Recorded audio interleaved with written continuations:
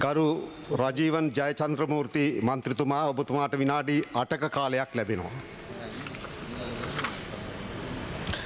இன்றைய சபைக்கு தலைமை தாங்குகின்ற கௌரவ உறுப்பினர்களே, இன்றைய கல்வி, உயர்கல்வி மற்றும் தொழிற்கல்வி அமைச்சு மீதான குடிநீர் விவாதத்திலே கலந்து கொள்வதிலே நான் மகிழ்ச்சி அடைகின்றேன்.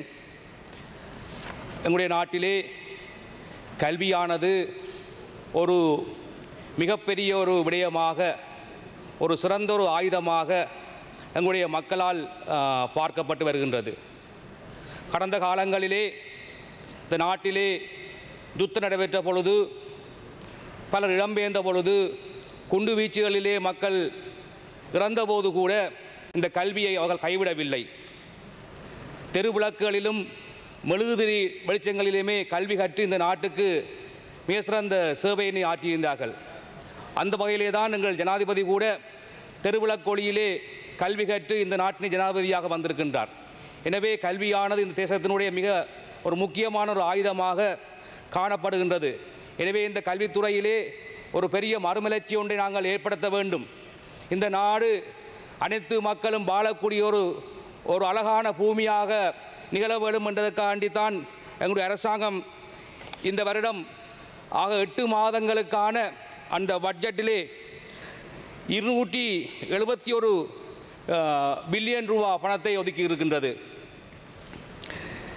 நான் நினைக்கிறேன், ஒன்றை இந்த இடத்திலே பதிவு செய்ய விரும்புகின்றேன். இந்த எங்களுடைய தேசிய மக்கள் சக்தியினுடைய ஆட்சி காலத்திலே எங்களுடைய நாட்டிலே கல்வியிலே ஒரு மறுமலர்ச்சி ஏற்படுகின்ற யுகம் ஒன்று நிச்சயமாக ஏற்படும். அது காரணம், எங்களுடைய கல்வி அமைச்சர் மற்றும் அதிமேதகு ஜனாதிபதி அவர்களால் முன்வைக்கப்பட்டுள்ள வேலை திட்டங்களை பார்க்கின்ற பொழுது அது நிச்சயமாக இந்த மக்கள் எதிர்பார்க்கின்ற அந்த நன்மைகள் இந்த மக்களுக்கு நிச்சயமாக அது கிடைக்கும்.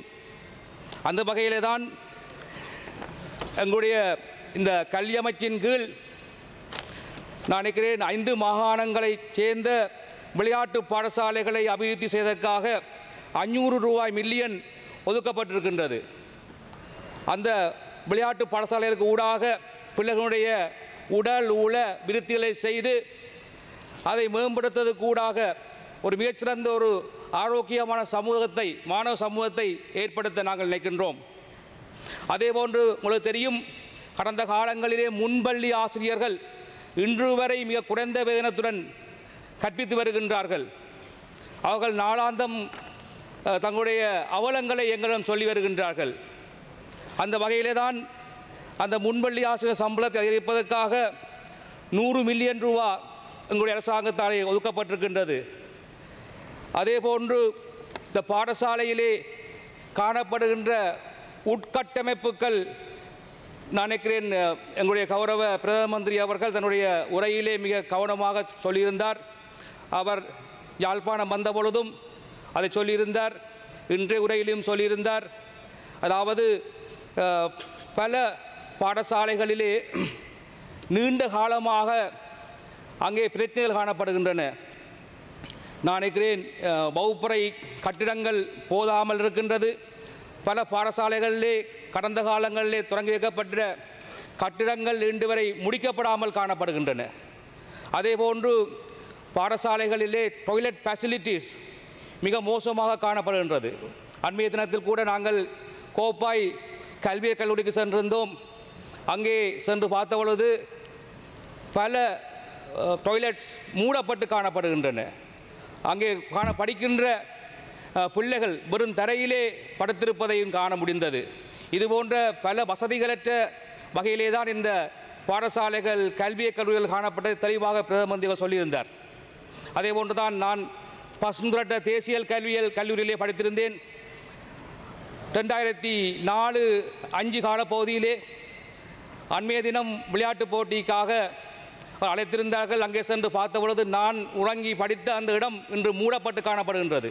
காரணம், அங்கே போதிய வசதிகள் இல்லாமல், குடிநீர் இல்லாமல், மலசல வசதிகள் இல்லாமல் அந்த கட்டிடங்கள் மூடப்பட்டிருக்கின்றன. நான் அன்று பார்த்த அதே தோற்றம்தான் இன்றும் அந்த இடங்களிலே காணப்படுகின்றது. அப்பொழுது என்னிடம் அருகில் வந்த என்னுடைய படிப்பிக்கின்ற விரிவுரையாளர் கேட்டார், கல்லூரியில் என்ன மாற்றம் தெரிகிறது என்று கேட்டார். நான் ஒரு மாற்றம் தெரியவில்லை என்றேன். ஏனென்று சொன்னால் அந்தளவுக்கு அந்த கட்டிடங்கள் அந்த சூழல்கள் அப்படியே காணப்படுவதை அவதானித்தேன்.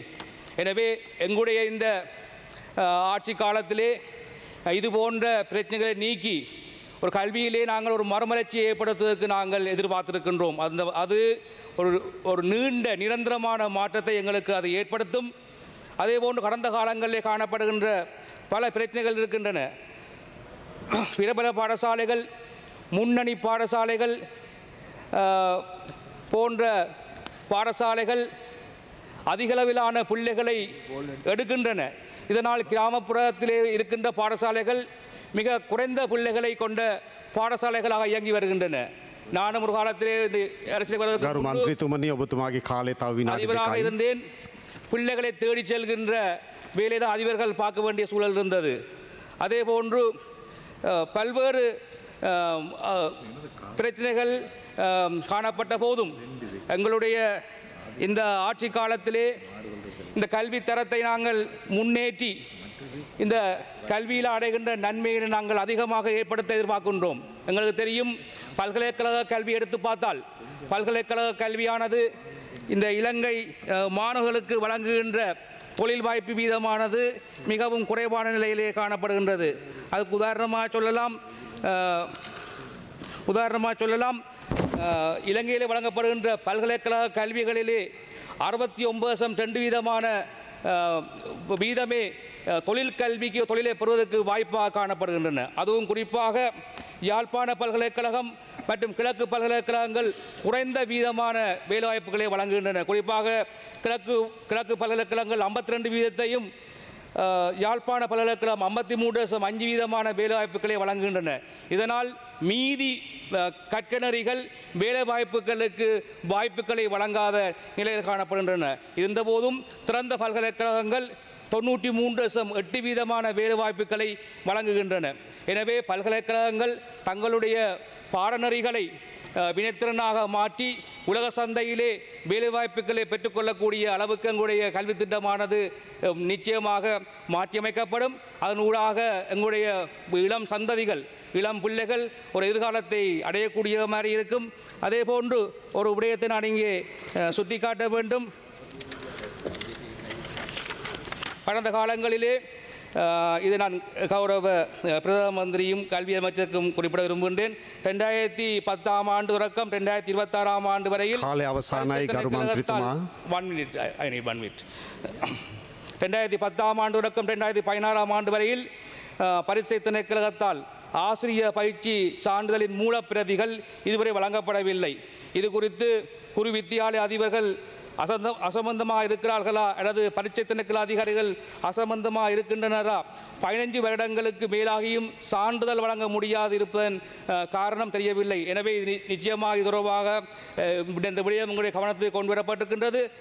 அதே போன்று இன்னும் சொல்லப்போனால் எங்களுடைய அரசாங்கமானது 2025 ஆண்டிலிருந்து ஆட்சேர்ப்புகளை செய்வதற்கு தீர்மானித்திருக்கின்றது. அதன் பிரகாரம் கல்வி நிர்வாக சேவை தரம் 3க்கு 555 பேரையும், இலங்கை ஆசிரியர் சேவை தரம் 3.1க்கு டிப்ளோமா பட்டதாரிகள் 4140 பேரையும், அனைவருக்கும் ஆங்கிலம் என்கின்ற திட்டத்தின் கீழ் ஆங்கில ஆசிரியர்கள் 2500 பேரையும், அதேபோன்று தேசிய மற்றும் மாகாண பாடசாலைகளுக்கு 22,000 ஆசிரியர்களையும், அதேபோன்று ஆசிரிய ஆலோசகர்கள் 2100 பேரையும், பெருந்தோட்ட பாடசாலைகளுக்கு ஆசிரியர் உதவியாளர்களாக 2935 ஆசிரியர்களையும் உள்வாங்குவதற்கு நடவடிக்கை எடுத்திருக்கின்றது.